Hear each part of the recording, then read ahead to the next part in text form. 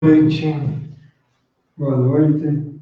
Uma vez mais aqui no nosso grupo de estudos na Casa Espírita Amor e Luz CEAL.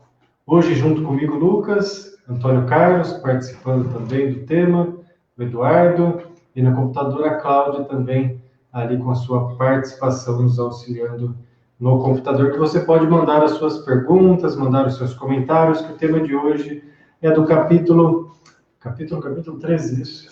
7, desculpa, é o item que a gente tinha visto, né? Capítulo 7, pobres de espírito. E um dos itens, né, que é o item 13, por isso que eu me confundi aqui. Convido a todos nesse momento que já estão entrando na nossa live, a fazer junto conosco a preparação, fechando os seus olhos. E aí no seu lar, imagine Jesus bem ao seu lado, e através dessa imagem de Jesus, nós vamos sentindo esse amor que Ele nos oferece, sentindo esse carinho, essa luz que Ele irradia. E hoje estaremos juntos, em nome de Jesus, buscando aprender um pouquinho mais sobre os teus ensinamentos deixados há muito tempo para nós. Que a espiritualidade de luz e que o nosso Mestre Jesus possa nos intuir, nos inspirar e proporcionar exatamente o que cada um precisa nesse momento. Que assim seja. Também faço um convite, além de você deixar a sua pergunta, deixar o seu comentário. Se você quiser compartilhar a nossa live para pessoas que tenham interesse em assistir, você pode montar uma sala de vídeo ou apenas compartilhar na sua linha do tempo, assim mais pessoas que gostam do assunto, que gostam do Espiritismo ou do Evangelho, que o Evangelho, a parte de Jesus, ele é o mesmo praticamente em diversas religiões, onde nós falamos, na maior parte dele, de amor, de caridade e de humildade. Então, hoje, o capítulo 7, pobres de espíritos, ou bem-aventurados os pobres de espíritos. Começa, Antônio Carlos, bem-aventurados os pobres de espíritos. Boa noite a todos. É muito importante que a gente não se esqueça que o tema bem-aventurados faz parte do Sermão da Montanha, onde eu acredito que todas as religiões ou filosofias convergem para essa mesma direção sem nenhum conflito. Talvez isso seja a maior herança do cristianismo para todos.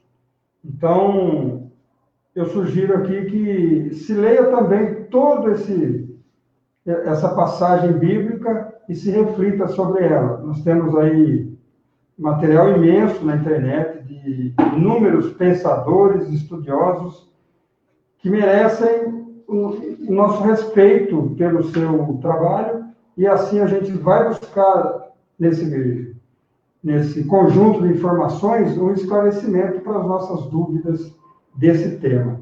E a gente vai tratar basicamente do tema bem-aventurados os pobres de espírito, e que a gente entenda essa colocação no nosso dia a dia e o que isso faz para que a gente progrida como espírito em processo evolutivo. Um bom livro é a Boa Nova, né? A gente já sugeriu em outras lives, né? Mas ele contém essa quantidade de informação, principalmente a respeito, né, da própria Boa Nova, que é a mensagem de Jesus anunciada, assim como as bem-aventuranças muito bem contadas e explicadas ali nessa linda passagem que é o Sermão do Monte. Eduardo? Uma boa noite a todos. Mas eu acho que é legal a gente iniciar entendendo um pouquinho o que são os pobres de espírito. Então ele vem falar para a gente assim que pobres de espírito, que é bem-aventurados os pobres de espíritos, pois eles terão o reino dos céus. Então, pensar, bem-aventurados. Bem-aventurado aquele que arrisca, tem uma aventura de transformação. Aventura de transformação, aqueles pobres de espírito. Pobres de espírito que são pessoas que não querem se destacar sobre os outros. São pessoas que têm por si a humildade dentro de você. São pessoas que o que menos eles querem é aparecer. E os pobres de espírito é diferente hoje do que a gente costuma falar, né? Geralmente o adjetivo pobre de espírito para alguém hoje é algo não tão bom assim, né? E naquela época os pobres de espíritos, indo por essa linha que você está falando, é muito próximo do conceito da própria humildade, né? Porque o pobre de espírito, né? Ele é pobre na linguagem atual do orgulho e rico na humildade. É essa a grande diferença que aparece. E reino dos céus, lembrando sempre que não é lugar algum o reino dos céus. Reino do céu é um estado de espírito que nós nos encontramos. Então, nós somos os responsáveis de estar no reino dos céus. Então, a nossa transformação, sendo pessoas mais humildes, nos leva a esse estado de espírito mais tranquilo. E nesse capítulo, a gente vê muito falar o tempo todo de orgulho e humildade. Isso chama muita atenção, né? Como é a compreensão dessas duas situações na nossa vida, para entender aonde nos leva o orgulho e a humildade. Tá? Se nós queremos uma transformação de uma maneira legal, ok, na humildade. E olha que importante, né? Logo no item 1 aqui, né, que o Eduardo citou para nós, bem-aventurados os pobres de espírito, porque deles é o reino dos céus. Legal, né? Aqui já trouxe então que o reino dos céus é esse estado, mas tem uma outra bem-aventurança que é dos mansos e pacíficos, que fala: bem-aventurados os mansos e pacíficos, pois estes herdarão a terra. Então, enquanto manso e pacífico herdaremos a terra, aqui ele já coloca uma conotação diferente.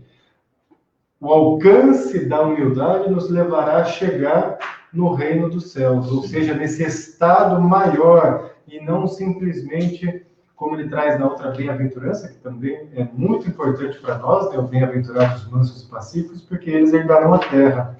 Mas olha aqui, então, que ele já dá uma outra conotação. E o Evangelho, como eu disse lá no início, né, ele vai trazer a questão da humildade em muitas passagens, né?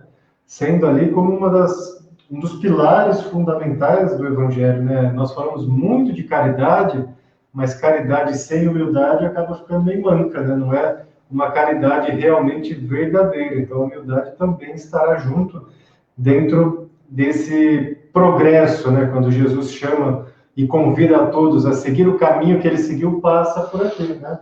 Nos fazer pobres neste sentido do orgulho, para poder alcançar, então, a humildade, né? E não aquela humildade forçada, né? Sim. Não aquela humildade forjada, que a gente tenta parecer humildezinho, né? Tenta parecer um pouquinho mais bonitinho. Aqui é ela que naturalmente, tanto que o verdadeiro humilde, dificilmente ele se reconhecerá como alguém humilde, né? Como nas conversas de Chico, as pessoas próximas a Chico, né?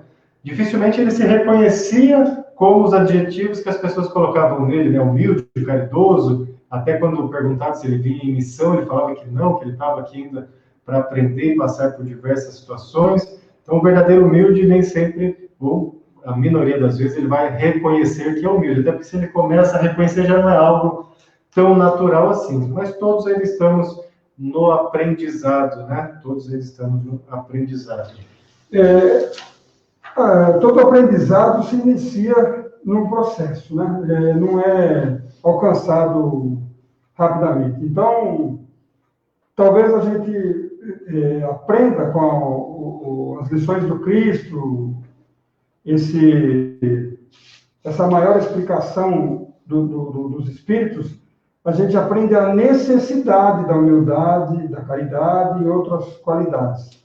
A gente aprende que é muito bom que se faça isso, mas talvez no início não esteja embutido isso ainda dentro de nós. Então nós precisamos realmente ler, realmente trabalhar, ser um pouquinho orgulhoso, não vai ter como fugir disso, mas com o entendimento aquilo se fixa no nosso sentimento e a gente passa a realizar coisas sem as perceber como atitudes humildes, porque aquilo passa a incorporar no nosso dia a dia, no nosso pensamento. Então, é importante frisar, como você fez agora, de que o humilde nem se reconhece humilde, porque aquilo se torna um hábito no comportamento dele, e aí sim você conquistou esse passo tão importante no nosso desenvolvimento. Um outro trechinho, ainda seguindo essa linha de pensamento que foi colocada aqui, né, logo no comecinho também desse item, ele traz a questão da simplicidade, né? Ao dizer que o reino dos céus é para os simples, Jesus ensina que ninguém será nele admitido sem a simplicidade de coração e a humildade de espírito. Então, ele também traz essa junção, junto com a humildade, a simplicidade verdadeira, que é a simplicidade de coração. E simplicidade, assim como humildade, não é menos, né? Ela simplesmente é o que é, né? Ser simples não é ser inferior, ser humilde não é ser inferior. Até porque a gente confunde a humildade, né? A gente chama as pessoas que são humildes, às vezes, porque lhes faltam algum recurso, né? Determinada comunidade é humilde. Humilde porque lhe falta recurso financeiro. Então, a gente entende que humildade é falta de recurso financeiro. E nem sempre é. Então, aqui nessa colocação de Jesus, que vai de encontro, quando ele fala das crianças, né, os puros de coração, os ingênuos, está entrando aqui nessa simplicidade de coração, que é o nosso caminho a ser um pobre de espírito. Essa linha, desculpa, só para puxar que você falou, Lucas, muito legal pensar, né, que com relação ao recurso financeiro, e essa é a grande prova, você com recursos financeiros se tornar humilde. Um desafio, uma grande prova que passamos na nossa vida, em outras vidas também, mas sempre existe passar por isso, né? Peraí, tá aqui com o recurso financeiro, tá bem, e aí? Como está a humildade?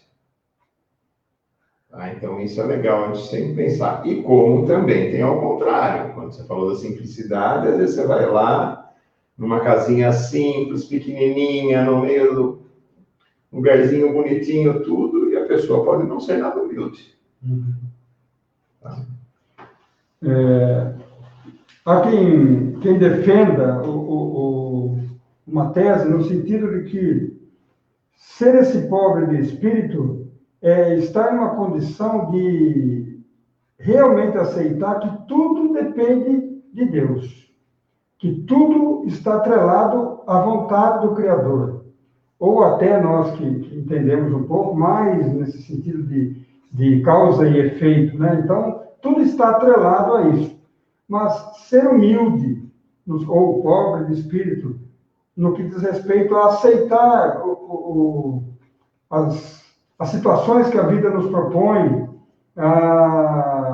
não ver com olhos de tristeza, às vezes o menosprezo, ou às vezes o desrespeito, que é comum que se aconteça. Então a gente não tem orgulho, a gente simplesmente passa por isso, absorve isso, sabendo que tudo que é mais importante vem de Deus. Então há quem defenda que esse estado de pobre de espírito é realmente aceitar a situação, sendo declarado, eu sou dependente de Deus. Então, há quem defenda essa condição aí. E no próprio Evangelho, a gente pode interpretar isso que o Antônio Carlos trouxe, como aqui nessa frase que ele coloca, né, de submissão a Deus. Ele fala aqui que a humildade é a submissão a Deus, né? Enquanto o orgulho é a revolta contra ele. Ou seja, quando estou submisso a Deus, eu estou o quê? Entendendo o meu devido lugar. Eu estou olhando e avaliando que existe uma fonte original, né? E quando eu me revolto com tudo isso, eu poderia não estar sendo humilde, né? Eu não vejo, por exemplo, a submissão como essa submissão clássica nossa, né? Que a gente se anula simplesmente por se anular sem um fundo específico, né? Aqui é esse reconhecimento que existe algo maior, algo que nos move, algo que está em tudo, né? E se revoltar contra isso é se revoltar, de certa forma, consigo mesmo. Talvez seja até o caminho de progresso. Você se anula por covardia, você se revolta porque você acha que pode, e depois você se anula novamente por consciência, por reconhecimento da sua não necessidade de lutar contra, porque as coisas estão no jugo de Deus. Então, pode ser que faz parte mesmo do processo de evolução nosso, né? A gente vem passando por fases até começar a entender. Eu gostaria até de falar um pouquinho desse... É um parágrafo que fala que os homens da ciência e do espírito, eles têm uma certa dificuldade de aceitar as coisas divinas. E quando eu estava na preparação desse bate-papo de hoje, foi um parágrafo que eu voltei diversas vezes. Quando estamos numa situação que a gente tem explicação como ser humano, tem explicação e quer uma explicação para tudo, nós não admitimos aquilo que eu não posso explicar. Aí entra o nosso orgulho, né? E aí eu quero uma explicação clássica. Gratuita. E gratuita. Quando você quer explicação gratuita, ou seja, é muito simples chegar e perguntar, mas e por que isso? É gratuito. Vá, se esforce pela resposta. Porque a gente até brinca, o mundo se move não pelas respostas, e sim pelas perguntas. Mas que cabe a quem tem a dúvida, ou quem não aceita, buscar as suas respostas. E não simplesmente esperá-las de outros que tiveram o trabalho de estudar, de pesquisar e vivenciar. E ele chega a dizer que o sábio se recusa muitas vezes a admitir o mundo invisível e um poder extra-humano. E é bem por aí. Se eu não estudo, não tenho algo palpável daquilo que eu vou buscar... Muito mais simples não acreditar. Não acredito. E até em sentido de estudo mesmo, as coisas explicadas, na minha visão, são a minoria, né? Na própria natureza, os grandes fenômenos, agora descobrindo uma outra ciência à parte, mostrando os fenômenos em nível subatômico, né? Nós sabemos um tantinho tão pequenininho, né, para afirmar que é só exatamente aquilo que já foi codificado, escrito, né? Como a própria doutrina, né? Tem um manancial tão rico de informações que até hoje a gente está buscando entender um pouquinho mais, e ainda assim tem tantas coisas a serem descobertas, né?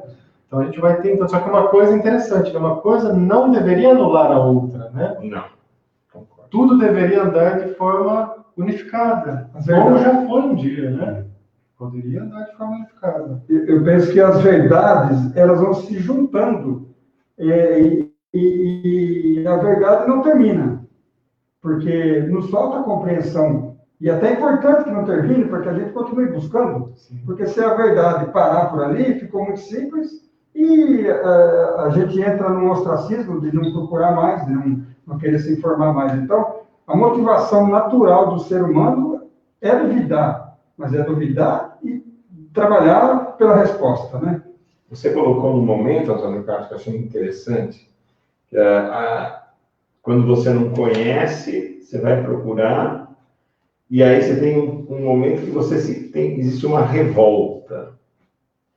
E às vezes nós, seres humanos, fomos criados com aquela situação, você não pode se revoltar, você tem que aceitar tudo como for. Essa revolta, Faz parte do processo de autoconhecimento.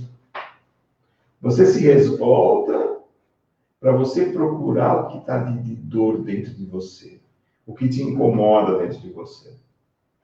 Então, essa revolta é importante demais. E muitas vezes nós podamos nossos filhos por isso. Você não pode se revoltar, não. Tem que ter esse processo, essa revolta para se conhecer. Como é importante isso no nosso caminhar. Talvez eu não sei se a gente pode chamar a revolta, separar a revolta como revolta positiva e negativa, né? Da forma como se aplica essa revolta no contexto da convivência humana. Então, ela pode ser positiva no sentido de que eu me revolto para buscar o final que eu pretendo, ou a resposta que eu pretendo. Ou eu me revolto pura e simplesmente para ser um transtorno, né? Para causar um transtorno de forma que eu receba atenção.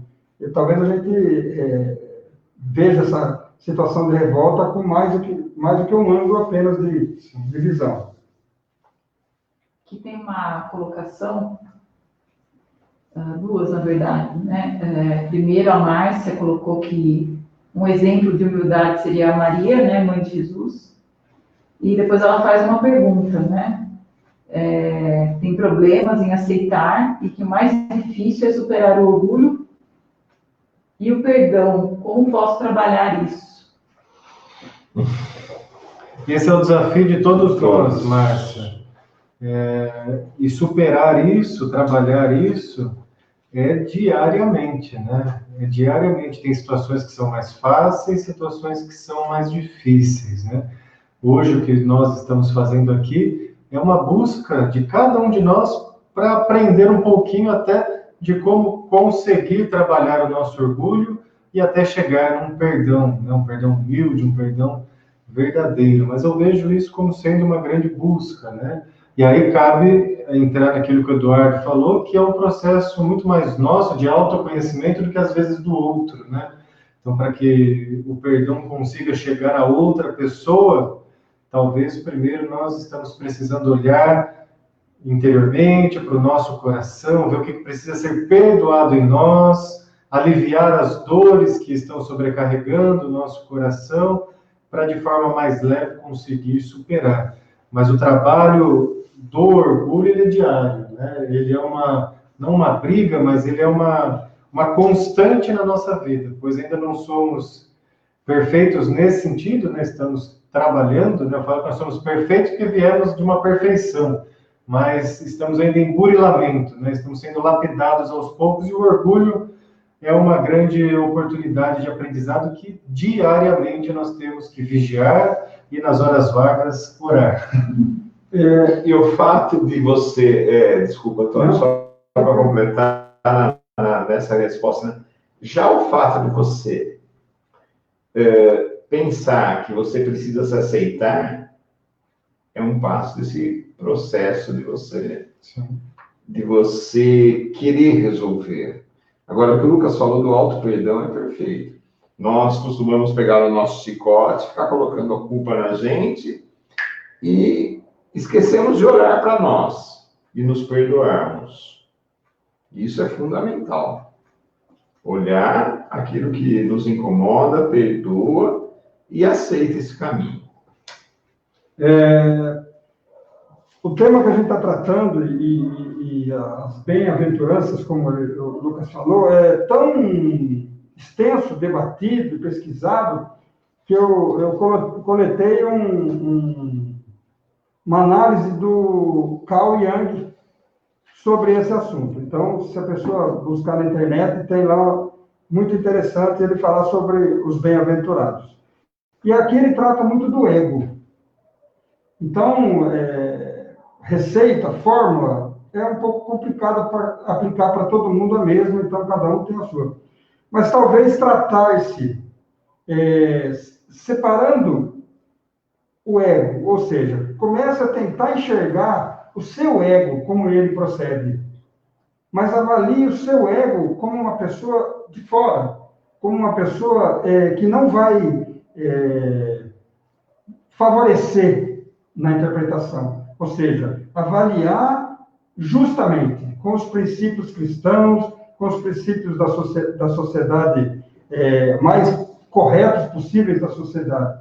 Porque pelos princípios cristãos, é muito fácil se relacionar com essa dificuldade de perdoar ou dificuldade de compreender, pelos princípios cristãos. Agora, os nossos sentimentos ainda não dominados, né? A nossa avaliação ainda não dominada, não baseada no cristianismo, nos dificulta isso.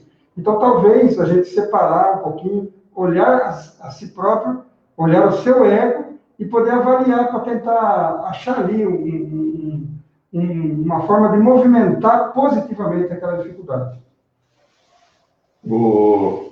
Tem um amigo nosso aqui, o Daniel, fez uma colocação, que ele colocou assim, que Jesus Cristo nos capacita para perdoar. Daniel, concordo plenamente com isso. E ele nos capacita por ele estar em nosso coração. E ele nos capacita com o ensinamento, com o exemplo que ele nos deu. E ele fala o tempo todo, o exemplo é fundamental na nossa vida. Não adianta nós falarmos palavras bonitas, se não dermos o exemplo. Então, perfeito, é isso daí mesmo, ele nos capacita a perdoar, como também ele nos dá a oportunidade de trabalhar a humildade. E a humildade com nós mesmos, nós olharmos, reconhecermos os nossos erros e nos perdoar é um ato de humildade.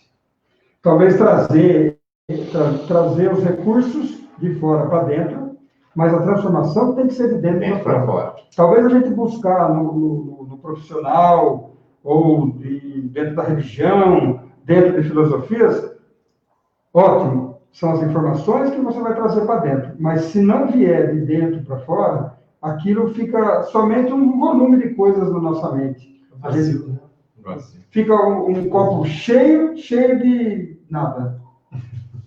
E nisso a gente pode até trazer uma reflexão para o momento agora, né? A gente fala muito da pandemia e tudo que está acontecendo, né? Que vai nos transformar enquanto sociedade, mas se nós não fizermos o dever de casa, se nós não chegarmos ao final do dia e fizermos as nossas reflexões, se pelo menos um pouquinho nós estamos tentando ser, não que já sejamos, nós estamos tentando ser uma pessoa melhor, pode vir pandemia, pode vir um novo dilúvio, pode vir qualquer coisa, porque não é um fator externo o fundamental, ele pode ser um start, né? Pode ser uma oportunidade, mas internamente o trabalho cabe a cada um de nós. Queria colocar também, ainda dentro do tema do pobre do espírito, seguindo aqui a sequência do Evangelho que ele traz, que é quem se elevar será rebaixado. E aqui, o quem se elevar será rebaixado, e ele também fala que quem se humilhar será elevado, né? Tem lá, os últimos serão os primeiros, tem a passagem lá da criança, né? Que eu citei anteriormente, todo aquele, pois, que se fizer pequeno como este menino, será o maior no reino dos céus. Então, mais uma vez, no Evangelho de Jesus, ele reforça a condição fundamental para alcançar, né, a evolução e o reino dos céus através da humildade, pegando até a lei de causa e efeito, né? Ou seja, aquele que se fizer pequeno ou pobre de espírito, ou seja, praticar a humildade, terá, entre aspas, né, para a gente entender, as nossas recompensas morais ou espirituais. E aquele que aqui em vida se colocar acima dos outros, né, em orgulho ou ricos dessas vicissitudes, quando se defrontar com a lei de causa e efeito, a justiça divina, será rebaixado, né, justamente para que possa haver o aprendizado. Claro, a gente falou daquela humildade natural, mas para a gente chegar nessa humildade natural também a gente precisa começar por algum lugar, né? Precisa começar a praticar, precisa começar pelo menos a entender que além do meu ego, existem outros egos ao meu redor, né? E dar abertura para todos que vivem comigo, olhar para o outro, né? Sem me desvalorizar, é claro, né? Todos como iguais, todos como uma família, né? Mas aqui ele reforça de novo essa questão da humildade. Deixa eu fazer uma pergunta para vocês. Será que a gente, quando Jesus responde, meu reino não é desse mundo, isso se aplica a nós também. E a gente raramente se lembra disso. A gente se relaciona com o mundo material intensamente por demais. Talvez a nossa relação tem que ser de aprendizado, de resignação, de envolvimento ao máximo, mas com o conhecimento de que o nosso reino não é desse mundo. Porque senão tudo nos frustra. A aparência nos frustra, a falta de recursos físicos para atividades nos frustra, a cor do cabelo frustra, a cor do olho, e a altura, o peso. Então, se a gente não lembrar que não somos desse mundo, tudo é motivo de frustração. E você pega um ou dois motivos, ele pega um ou dois, eu um ou dois, porque também ter todos os motivos não dá, né? Exigir demais. Mas a gente tem que reconhecer isso. Eu não sou verdadeiramente desse mundo, né? Então, isso talvez ajude a minimizar as nossas frustrações. E é importante isso que o Antônio Carlos fala, né? Eu vejo esse aprendizado também de uma forma seguinte, para que a gente também não desvalorize a importância da carne, né? É como assim, isso, como se a gente, na hora que encarnasse, né, tivesse a bênção da carne, a lei maior desce para nós alguns instrumentos, algumas ferramentinhas lá, ou algumas potencialidades. E aí ele fala assim para nós, né? Ó, você vai reencarnar lá, você tem todas essas ferramentas à sua disposição. Você vai ter lá você pode conquistar um trabalho, você pode isso, pode lidar com o dinheiro, você vai ter o sexo, a saúde, enfim, você vai ter tudo do mundo carnal como uma ferramenta. Agora, o que você vai fazer disso, meu amigo, depende de você. E a sua consciência, né, a nossa consciência é que nos cobra, seja por ter usado demais uma ferramenta e esquecido das outras, ou às vezes até por ter esquecido alguma delas, sendo que não estava disponível, né? Então, a nossa consciência ela vai nos alinhando para seguir sempre esse fluxo. A materialidade ela é importante, está disponível, cabe o que nós vamos fazer dela. Porque recusá-la também de forma não natural não é ser humilde. Também pode ser um orgulho disfarçado, uma dificuldade de utilizar-se das ferramentas que nos foi dada de presente, né? Emmanuel coloca isso num livrinho bem pequenininho chamado Dinheiro, e ali ele discorre na psicografia de Chico Xavier sobre o dinheiro. E desse livrinho você tira algo muito, muito fácil da gente compreender, mas nem sempre da gente fazer, né? O dinheiro ele está à nossa disposição. A gente pode, através do dinheiro, fazer até mais o bem para as outras pessoas, como assim de todas as ferramentas, né? O problema não é a ferramenta em si, não é a materialidade em si, na minha visão, claro, né? As coisas da carne, elas estão a serviço do progresso moral. Agora, o progresso moral a serviço da carne, ele se perde no meio do caminho. Então, eu vejo como sendo uma grande oportunidade da gente aprender. Aliás, né, aqui está a nossa escola, aqui está onde a gente adquire os verdadeiros valores. Isso não se pode esquecer. E para isso nos é dado muitas informações. O tempo todo as informações chegam a nós. Os nossos sentidos é que precisam ser aperfeiçoados para utilizar as informações, ou as ferramentas, como ele colocou.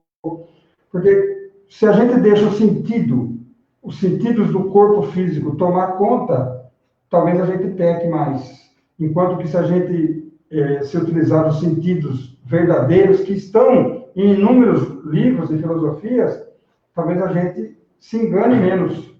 Então, é importante usar essa consciência menos animalizada para que a gente possa ter efeito positivo no nosso dia a dia. Eu fiquei pensando um pouco, Lucas, e hoje nós estamos falando para espíritas, católicos, evangélicos, umbandistas, ateus, agnósticos. E me veio uma reflexão, tua palavra, essas ferramentas. A bondade divina é tanta que colocou esse número grande de religiões para que todos tenham a oportunidade, com as ferramentas que cada religião colocou, de fazer o seu caminhar, fazer a sua evolução de uma maneira diferente. Então, olha como que às vezes a gente fica julgando uma outra ou condenando outra religião, mas ela está servindo para muita gente com as ferramentas dessa religião. Isso é fundamental a gente pensar essa religião. Tem uma colocação que o Jean fez, que não é fácil, né, trabalhar o próprio ego, o orgulho, a vaidade e a humildade. Até que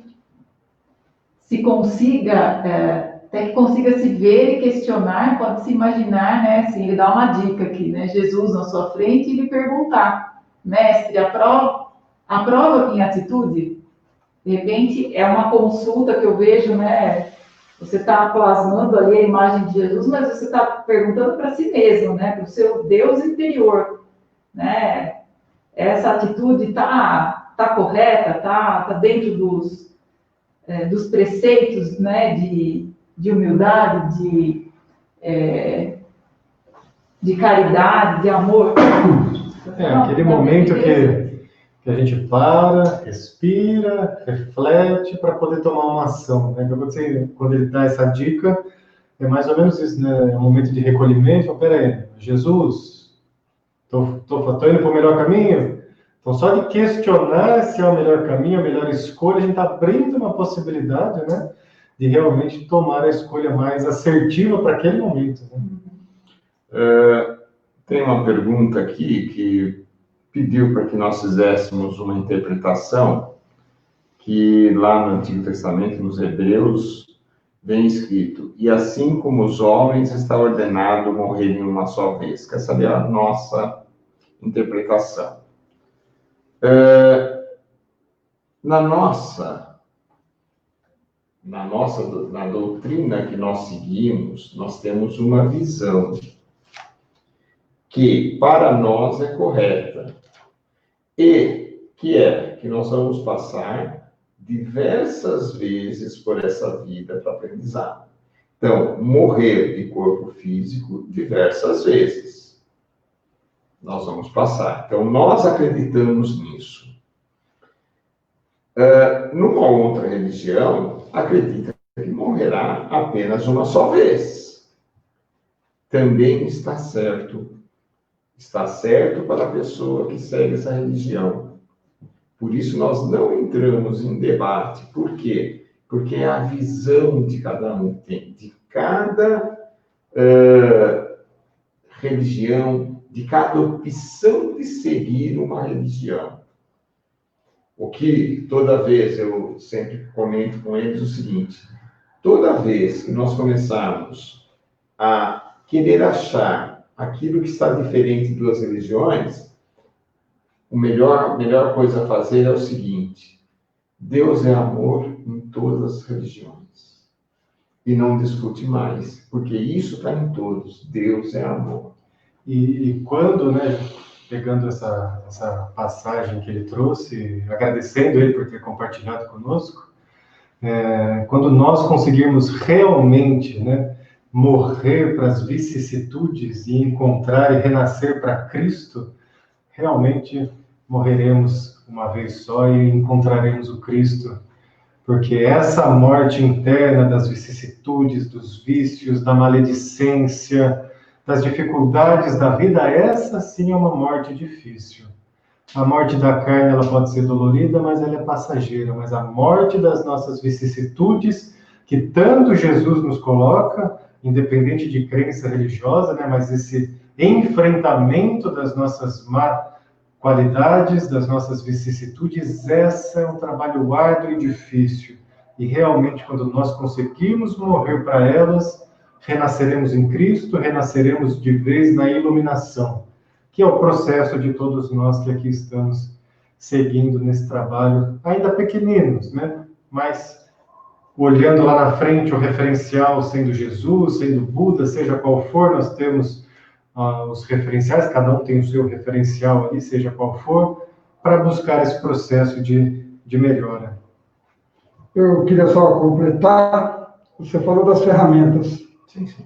Então, inerente a todas as religiões, a caixa de ferramenta que é dada principal para todos nós começarmos, e eu acho que ela vai ser avaliada quando terminarmos, está aqui no Sermão da Montanha.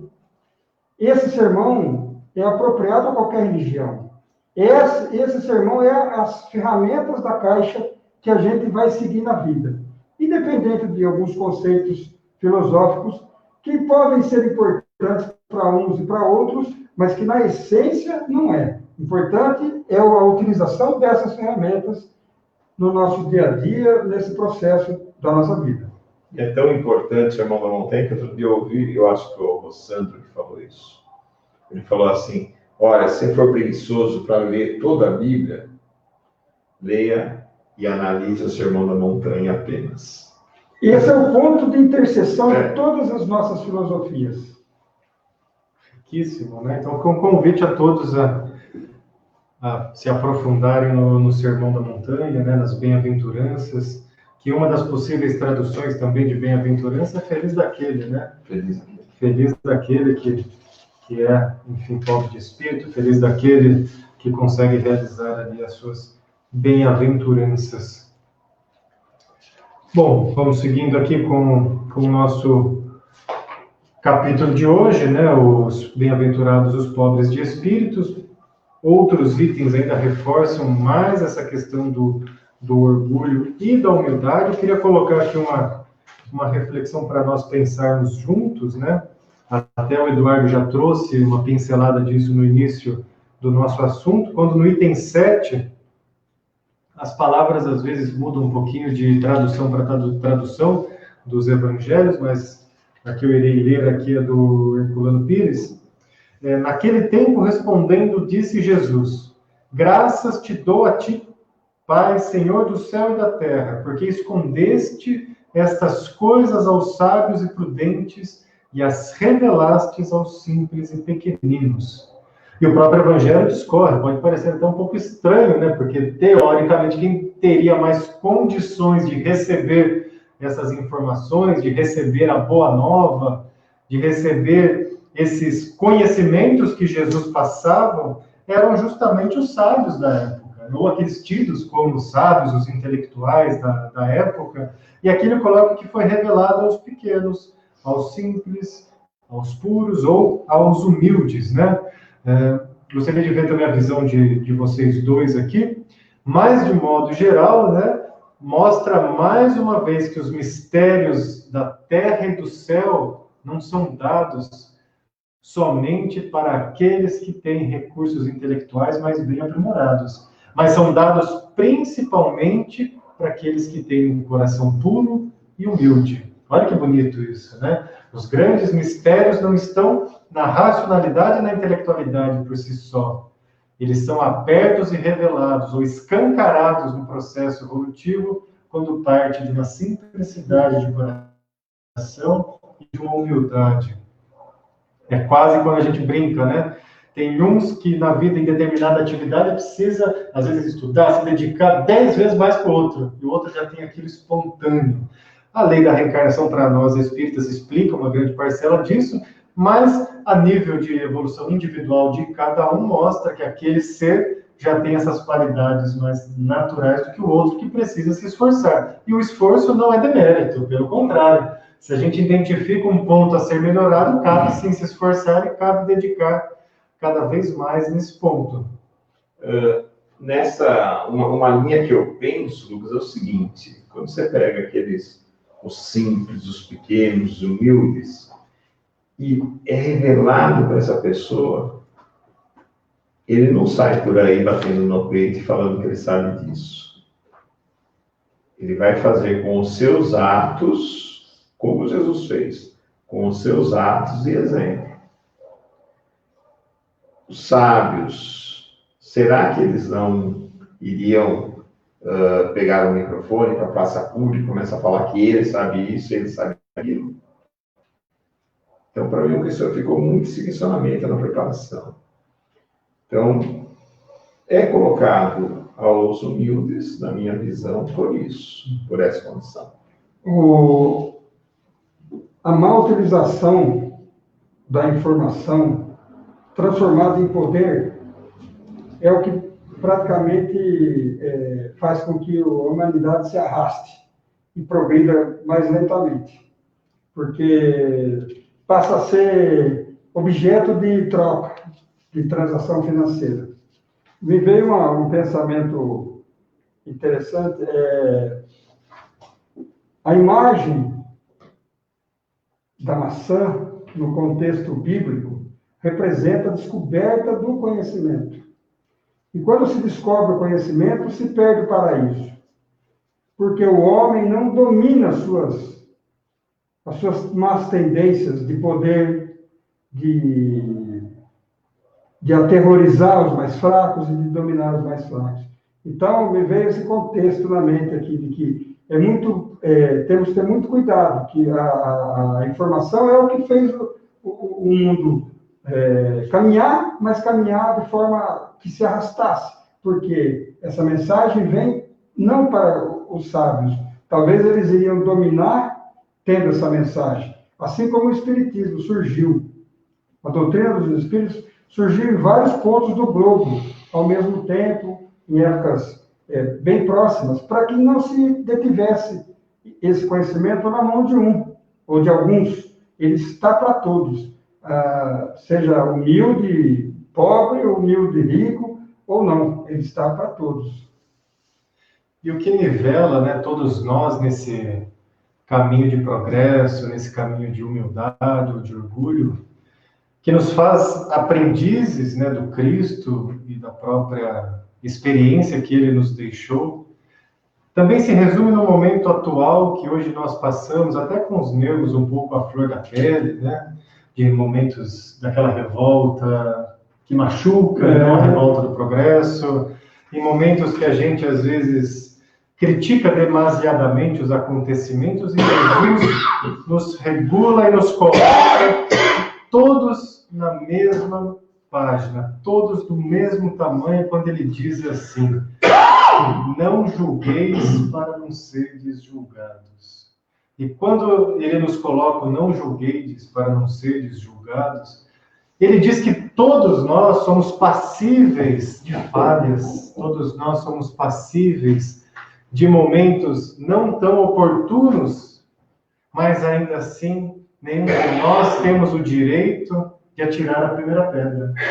Então, quando nós estamos aqui, né, falando sobre humildade, nos reconhecemos como não humildes, porque estamos ainda em aprendizado. Com certeza. E não podemos também julgar outros ou comparar com outros, porque se nós ofendemos a um irmão, ou se nós geramos a injúria, se nós geramos ou formos motivo de conflito na vida daquela pessoa, nós não estamos agregando também no seu processo evolutivo.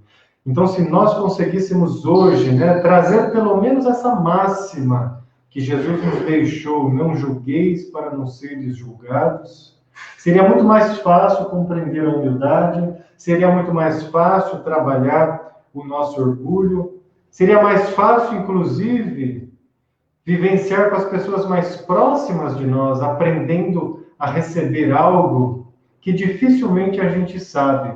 Nós falamos, mas dificilmente a gente sabe que é receber amor.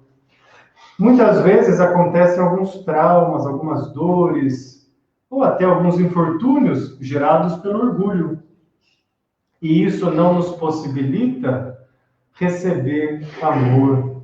E quando eu não quero ou não consigo receber amor, eu também não consigo oferecer para os outros. Ou seja, o meu potencial de caridade, ele diminui. Porque o meu coração ele fica tão magoado, tão sofrido, tão, como a gente costuma falar no português mais genérico, tão rasteiro, tão azedo, né? Que a gente não consegue dar amor.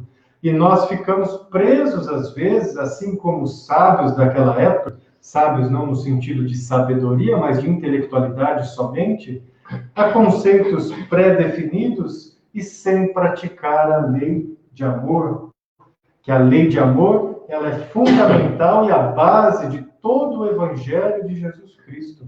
Todas as outras máximas, todas as outras verdades interpretativas que vieram depois, estão dentro ou tentam estar dentro da lei de amor.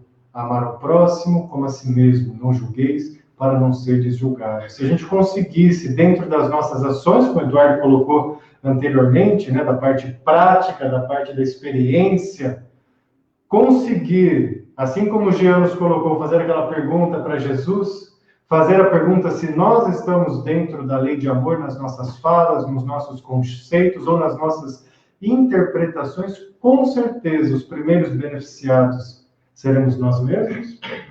E com certeza, a partir disso, então, conseguiremos fazer a caridade para o outro, conseguiremos fazer a caridade à nossa comunidade, e, de certa forma, se ainda não alcançarmos a humildade, estaremos no caminho. Pelo menos essa é uma visão que eu tenho e que acaba alinhavando esse processo de descobrimento e de evolução moral, né? Jesus nos coloca, né?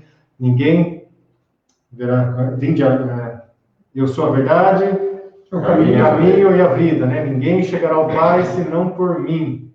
Muito bonito isso, né? Comecemos então a praticar o que ele nos deixou, né? Aqui tem uma colocação, né, que o Oscar fez. E o que eu faço para ser feliz? Aí, logo abaixo, a Márcia falou assim, a gratidão é o caminho, né, para a felicidade.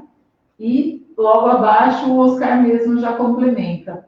Amar como Jesus amou, sonhar como Jesus sonhou e viver como Jesus viveu. Então, isso significa que a felicidade não é desse mundo. Quem conseguir atingir essa velocidade verdadeiramente, ele já está com o pé no outro mundo. Né? Está vivenciando o reino dos céus em terra. Exatamente, porque é muito difícil a gente ser feliz com essa conjuntura toda que existe. Quando você estava falando do não julgar, a providência divina é tão sábia que ela nos permite o processo reencarnatório para que a gente vivencie ser o senhor de escravos numa oportunidade e ser o escravo em outra oportunidade. Ser o rico e ser o pobre, ser o homem e ser a mulher. Ele permite esse processo de experimentação até para que a gente cresça e consiga entender a deficiência dos outros. Porém, existe a lei de causa e efeito, de ação e reação. Então, esse amor não nos exime das responsabilidades, é muito importante. A gente precisa também, mais uma vez, lembrar do nosso processo reencarnatório, para que a gente, às vezes, possa se resignar de situações que o nosso corpo traz desde criança, ou que o nosso corpo adquire durante o processo, porque existem fatos na nossa história evolutiva de que permitam que essas coisas nos aconteçam até para a experimentação. Posso fazer uma colocação aqui? Tudo isso que você está falando me traz assim, bem para o que eu estava lendo aqui agora, que a vida essencialmente é uma escola. E que só se cresce nessa escola quando se combate o orgulho, né? E quando substitui pela qualidade indispensável ao aprendizado, que é fazer ao próximo o que deseja para si mesmo. Você falou, né? É uma evolução, é um aprendizado, a gente entender que a gente está aqui para isso. A gente já está se encaminhando para o final aqui, temos mais 5 minutinhos, né? A Cláudia está nos avisando aqui. Mas é algo muito presente, a lei da reencarnação, nos nossos assuntos, né? Eu até sugeriria nós fazermos uma aula de reencarnação, para a gente falar um pouquinho melhor, pelo menos dentro da visão do Espiritismo, o que é, ou aonde ela se baseia, e aí fica um assunto para uma próxima aula. Mas eu queria trazer aqui Paulo aos Coríntios, né? Logo no comecinho dele, que eu acho que é fantástico para definir a nossa verdadeira missão aqui, independente dos conceitos que nós estamos conversando, né? Ainda que eu falasse a língua dos homens e dos anjos e não tivesse amor, ou aqui a gente poderia colocar caridade, seria como metal que soa ou como sino que tine. E ainda que eu tivesse o dom da profecia e conhecesse todos os mistérios e toda a ciência, e ainda que tivesse toda a fé de maneira tal que transportasse os montes e não tivesse amor, eu nada seria. E aí ele vai discorrendo aqui, né? Isso é muito bonito, né?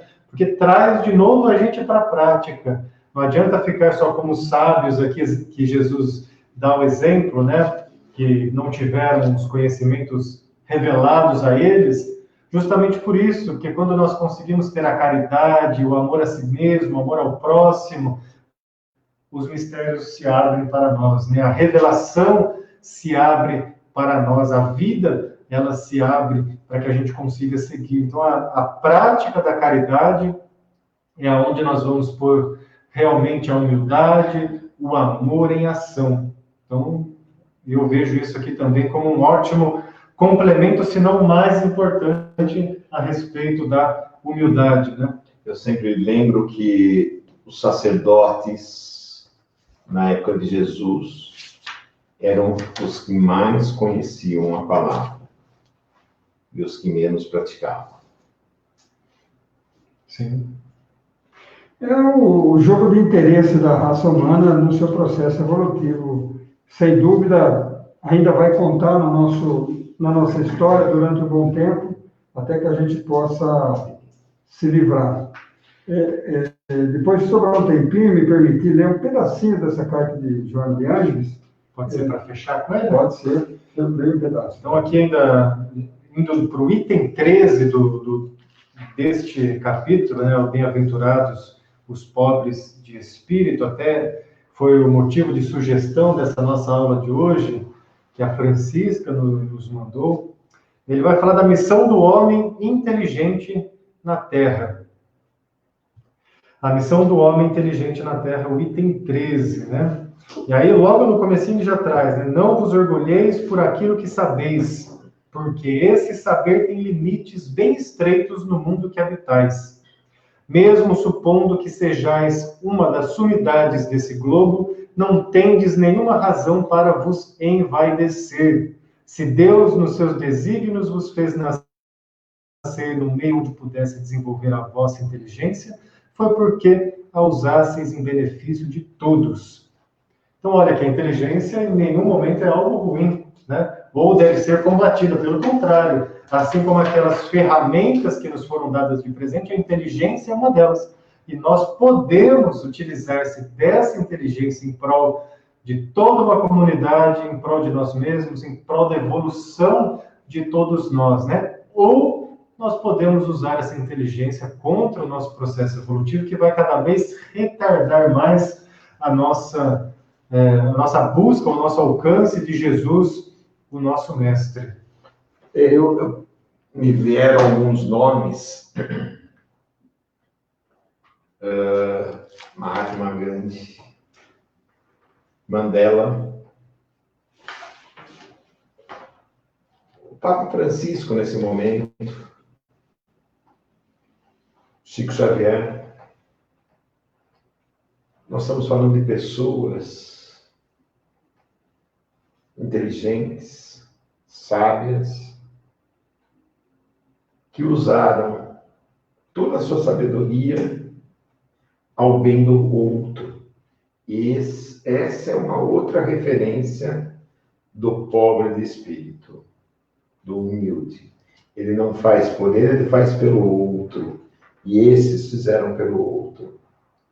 E quando nós pensamos num Mahatma Gandhi, que ajudou na a liberdade da Índia sem pegar nenhuma arma. Olha o que ele conseguiu, a libertação da Inglaterra, né? Sem pegar nenhuma arma. Então, todas essas pessoas são pessoas inteligentes, homens inteligentes na Terra, que fizeram, com a sua inteligência, pobres de espírito, mas fizeram pelo próximo.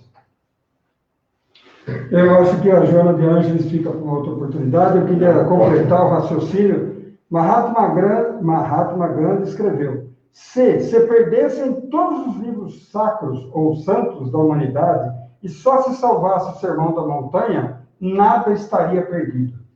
Perfeito. E o próprio Gandhi, né, quando recebe este nome de Mahatma, né, no começo ele não gostava não, porque o Mahatma é o grande homem, né, e não se identificava com esse título que foi colocado. Em algumas versões falam que foi Martin Luther King que deu esse nome a ele, tem outras versões ali da história que citam outras pessoas que deu o nome de Mahatma, enfim, mas o que mostra é que no começo ele se incomodava de ter sido apelidado de Mahatma, né?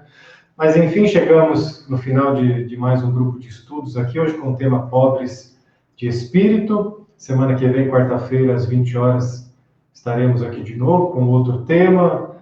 Se vocês quiserem sugerir algum tema também, é só deixar nos comentários do Facebook, e aí a gente vai colocando dentro do cronograma para poder explicar aqui para todos. Agradecer a Antônio Carlos pela oportunidade. Boa noite. Eduardo, obrigado. Eu que agradeço, Lucas. A Cláudia. Agradecer a todos que mandaram suas perguntas, os seus comentários, as suas reflexões. Afinal, graças ao olhar de cada um de vocês, nós podemos também enxergar um espectro muito maior, né? Então, cada pergunta, cada comentário nos faz também pensar e aprender com aquilo que vocês colocam. Convido a todos mais uma vez a fecharem os seus olhos e de coração a coração, junto de Jesus, vamos agradecer pela oportunidade da vida, pela oportunidade do aprendizado, pela oportunidade de estarmos aqui tentando ser um pouquinho melhor. E com certeza, ao tentar, estamos também nos aproximando do nosso grande Mestre Jesus. E que essa luz de Jesus permaneça conosco, nos nossos lares, com os nossos familiares, e por todo esse planeta tão belo e tão rico de coisas boas, de qualidades, de pessoas buscando o aprendizado. Que essa luz chegue a cada canto e recanto deste planeta, em cada pessoa, em seus corações. Que assim seja. Que assim seja. Então, mais uma vez, muito obrigado e até a próxima, então, aula na quarta-feira, às 20 horas.